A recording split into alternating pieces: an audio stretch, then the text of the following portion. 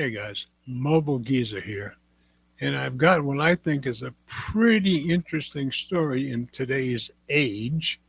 Almost a year ago, last July, on Friday Night Tech Talk, I gave you a story about how Japan was celebrating getting its government systems off floppy disks. Well, guess who is still running floppy disks and Windows 95 in their system? Our current United States traffic control system. I found this article on Tom's Hardware that was written yesterday, so let's go check it out. Let's do this!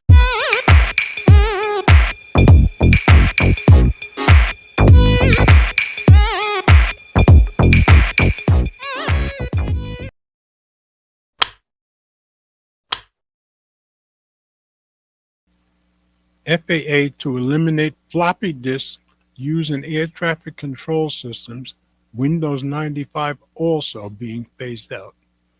Written by Joey Morales yesterday. Millions trust their lives daily to floppy disks and Windows 95. That's pretty amazing. Let's drop it into Readerview and get rid of these ads.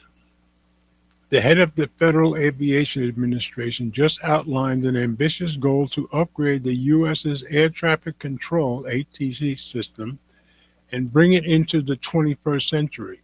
According to NPR, most ATC towers and other facilities today feel like they're stuck in the 20th century, with controllers using paper strips and floppy disks to transfer data while their computers run Windows 95.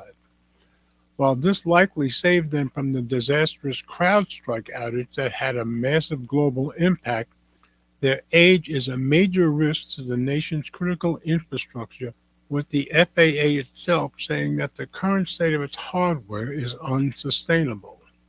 The whole idea is to replace the system.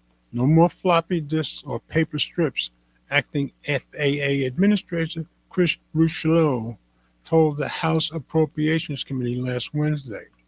Transportation Secretary Sean Duffy also said earlier this week, "This is the most important infrastructure project that we've had in this country for decades.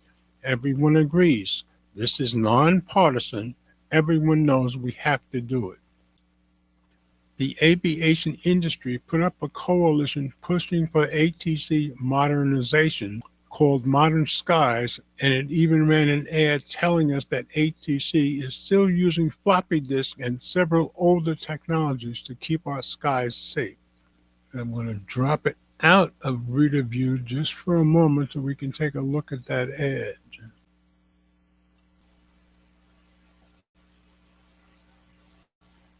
The 1980s, a time like no other. The clothes, the video games, cassette players, phones on the wall the size of a brick.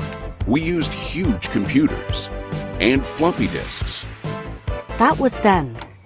But 4 decades later, floppy disks are still being used to run our air traffic control system. Tell Washington that the time for change is now. Go to modernskies.com to learn more. I think that's a very effective ad. And back into Reader View. Unfortunately, upgrading the ATC system isn't as simple as popping into your nearby Micro Center and buying the latest and greatest gaming PC. First and foremost, some systems can never be shut down because it is crucial for safety. Because of this, you can't just switch off one site to swap out ancient components for newer ones. Aside from that, the upgrades to this critical infrastructure should be resistant to hacking and other vulnerabilities, as even a single breach could cripple the nation, costing time, money, and lives. The FAA is pouring a lot of money into maintaining its old ATC systems, as they have to keep running 24/7.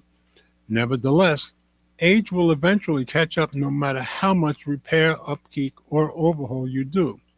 Currently, the White House hasn't said what this update will cost. My guess is they don't know. The FAA has already put out a request for information to gather data from companies willing to take on the challenge of upgrading the entire system.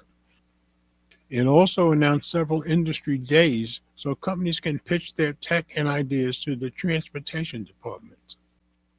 Duffy said that the Transportation Department aims to complete the project within 4 years. However, industry experts say this timeline is unrealistic. And as a programmer developer for years myself, I'd say that's extremely unrealistic. No matter how long it takes, it's high time that the FAA upgrades the U.S.'s ATC system today after decades of neglect. So, just a fascinating article, and I guess I shouldn't have been surprised since back in my day when I was a contract programmer, I worked for the Marines, the Air Force, and the FBI, and I was well aware that our government systems are usually way behind in technology, but this still kind of surprised me. So, as always, comments are welcome. Thanks for watching. And remember, if you like my content, please share the videos with friends, family, or whomever you think might be interested. Subscribe if you haven't already done so, and be sure to click the notification bell so you don't miss any future videos that I upload. And please hit the thumbs up, as it does help with the algorithm.